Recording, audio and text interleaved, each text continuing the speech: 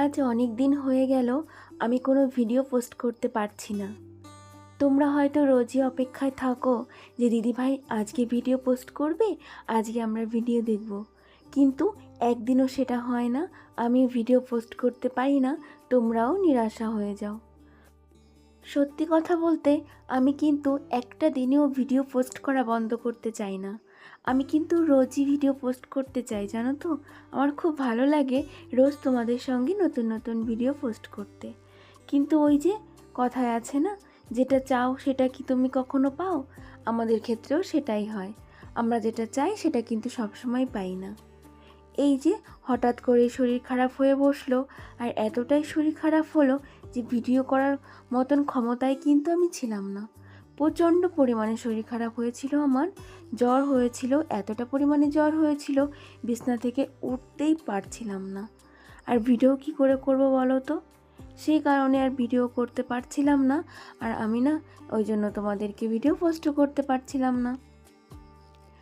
তো জ্বরটা আমার অনেক দিনই সেরে গেছে, কিন্তু কি বলো তো, দুর্বলতা এখনও কিন্তু কাটেনি।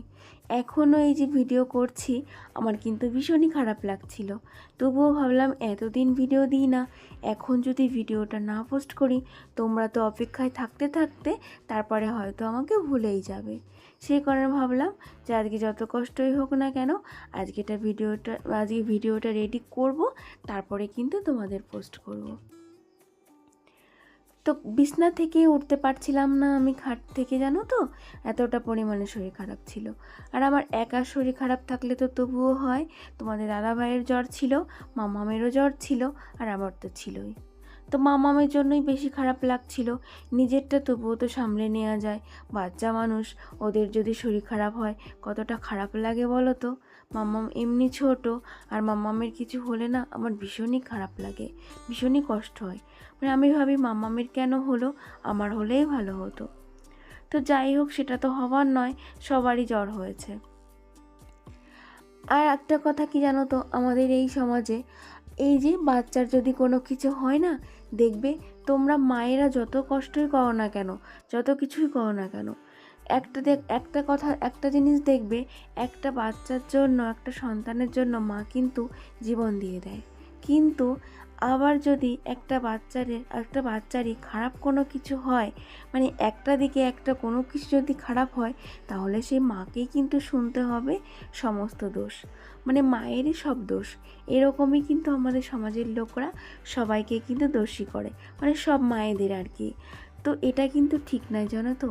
একটা মা কখনোই চায় না সন্তানের খারাপ, কিন্তু কখনো কখনো হয়ে বসলে কিন্তু মায়ের কোনো দোষ নেই। সেটা কিন্তু দোষ কারোরই না, তবে কিন্তু দোষারোপ মাকেই করে। তো সেই ক্ষেত্রে বাচ্চার কিছু হলে না মায়েদেরই বেশি কষ্ট হয়, আর মায়েদেরই বেশি সমস্যায় পড়তে হয়। তো যাই হোক, এখন কিন্তু আমরা মোটামুটি সবাই ভালো আছি, আমিও ভালো আছি। বাট শরীরটা একটু দুর্বল আছে, কিন্তু আদার অনেকটাই ভালো আছে। জ্বর আর কারোর আসেনি, জ্বরটা কমে গেছে, কিন্তু শরীরটা সবারই দুর্বল। জানি না এই দুর্বলতা কবে কাটবে। তো যাই হোক, দুর্বলতা থাক যা থাক, শরীরের যেরকম হোক, আমাকে কিন্তু কাজগুলো এখন সংসারের করতেই হবে। এই কদিন সংসারের কাজ একটু করা হয়নি, তো আমার সংসারটা পুরো একদম মনে হচ্ছিল কি ভেসে যাচ্ছে, জানো তো। কেন কি, আমার সংসারে তো আমি একা মেয়ে মানুষ, আর দেখবে সংসারে মেয়ে মানুষ যদি অসুস্থ থাকে না, সংসারটার কি অবস্থা হয়, মানে কি বলবো জানো না। মানে আমার তো মাথায় বাজ পড়ার মতন অবস্থা, চারিদিকে ছড়ানো ছেটানো অগোছালো এরকম হয়ে রয়েছে। কে করবে বলো তো? এ কদিন তো শুধু কটা রান্না করা হয়েছে আর খাওয়া হয়েছে, কিছুই করতে পারিনি, মাথা তুলে উঠে বসতেই পারিনি, তো কাজগুলো কি করে করব? তাই এই যে আজকে যত কষ্টই হোক, শরীর দুর্বল থাক আর যাই থাক, আমি ভাবলাম সংসারের কাজগুলো টুকটুক করে অল্প বিস্তর করে নেওয়া যাক। পুরো না পারি, অল্প অল্প করে একটু একটু করে করে ফেলি। এগুলো তো আমাকেই করতে হবে, সেই কারণের জন্য দেখো আস্তে আস্তে একটু একটু করে করার চেষ্টা করছি। ঘুম থেকে উঠে আগে ওই ঘরটাকে একটু পরিষ্কার করে নিলাম, ছোট ঘরটা। এ কদিন তো ছোট ঘরে যাওয়াই হয়নি, কেন কি জ্বরের জন্য ও ঘরটাতে একদমই যাওয়া হয়নি। তাই ওই ঘরটাও একটু নোংরা হয়েছিল, তাই সকালবেলা ঘুম থেকে উঠে কিন্তু আগে ওই ঘরটাকেই পরিষ্কার করে নিলাম, ছোট ঘরটাকে পরিষ্কার করে সুন্দর করে গুছিয়ে রেখে এসেছি, ঝাড়টার দিয়ে পুরো কমপ্লিট করে রেখেছি একবারে। তারপরে এসেছি রান্নাঘরটাকেও সুন্দর করে গুছিয়ে নিলাম। কিন্তু একদিনে আমার মনে হচ্ছে হবে না, কেন বলো তো, এমনি তো শরীর অসুস্থ, তারপরে অনেক কাজ জমে রয়েছে। তাই ভাবলাম একদিনে করলে আবার হয়তো অসুস্থ হয়ে পড়তে পারি, তাই আমাকে অল্প অল্প করে কাজগুলো করতে হবে, একবারে কিন্তু আমি করতে পারবো না। একা একা বলো, সংসারে এত কাজ করে তারপরে এই গোছানোটা আমি এই অসুস্থ শরীর নিয়ে একদমই করে উঠতে পারবো না। তাই এই যে দেখো, এবার টুকটুক করে করছি সমস্ত কাজ। তো সকালে যাই হোক যেটুকু কাজ ছিল টুকটুক করে একটু একটু করে করলাম। এবার এই যে এখানটাতে বসেছি ব্রাশ নিয়ে। আজকে সকাল সকাল মাম্মাম্মা উঠে পড়েছে, আর এই যে আমার সঙ্গে কিন্তু ব্রাশ করতে লেগে পড়েছে। ব্রাশ করতে করতে হঠাৎ দেখলাম ভালো সুন্দর রোদ উঠে গেছে বাইরে।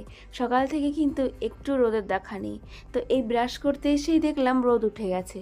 তো তারপরে হঠাৎই মনে পড়লো কালকের প্রচুর জামা কাপড় রয়েছে গো ভিজা, বিকালের দিকে মানে এগুলো একটু বেলা করে ধুয়ে দেওয়া হয়েছিল, তো সেই কারণের জন্যই। তো এগুলো না আমি কাচিনি, হাজব্যান্ড কালকে কেচে দিয়েছিল, জানো তো আমার শরীরের অবস্থা তো বললামই, সেই কারণে হাজব্যান্ডই সমস্ত জামা কাপড় কেচে দিয়েছিল। কিন্তু এগুলো কিন্তু আর শুকায়নি, সকালের দিকে কেচে দিলে মনে হয় শুকাতো, কিন্তু কাচতে কাচতে না অনেক বেলা হয়ে গেছিলো, সেই কারণে আর শুকায়নি। দেখো অনেক জামা কাপড় রয়েছে, তাই এখন সমস্ত জামা কাপড়গুলো এই যে নেড়ে দিচ্ছি। আবার না এর সঙ্গে সে বেড কাভারও রয়েছে, সেই মনে আছে কবে তুলেছিলাম বেড কাভার, সেইটা জানো তো ধোয়াই হয়নি, আজ ধুই কাল ধুই করে একদম ধোয়া হয়নি, সেটাই এই যে আজকে হাজব্যান্ড ধুয়ে দিয়েছে। সত্যি কথা বলতে ওর কিন্তু প্রচণ্ডই কষ্ট হয়েছে জানো তো এত জামা কাপড়গুলো ধুতে। তো এই যে রোদ থেকে সমস্তটা নেড়ে দিলাম, এখন আমি মুখটা ধুয়ে তারপরে তাড়াতাড়ি করে ঘরে চলে যাব। ঘরে এসেই মাম্মামের জন্য এই যে একটু খাবার রেডি করে নিলাম। সকালে একটু এই যে আমন্ড, তারপরে কাজু কিচমিচ এগুলো দিয়ে মাম্মামকে সকালে একটা খাবার রেডি করে দিলাম। আর একটু হালকা উষ্ণ গরম জল দিলাম। মাম্মামের তো পটির সমস্যা, তোমাদের তো আগেও বলেছি, এখনও বলছি জানো তো, তোমাদের যদি কারো কাছে কোনো টিপস থাকে আমাকে একটু বলো প্লিজ। আমি না সব কিছু করে দেখেছি, মাম্মামের এই পটিটা আমি ঠিক করতেই পারছি না, এত পরিমাণে কষা, সত্যি কথা বলতে নিজেরই খারাপ লাগে জানো তো। ডাক্তারও কত দেখালাম, হ্যাঁ ডাক্তার ওষুধ খেলে ঠিক হয়ে যাচ্ছে, আবার হচ্ছে।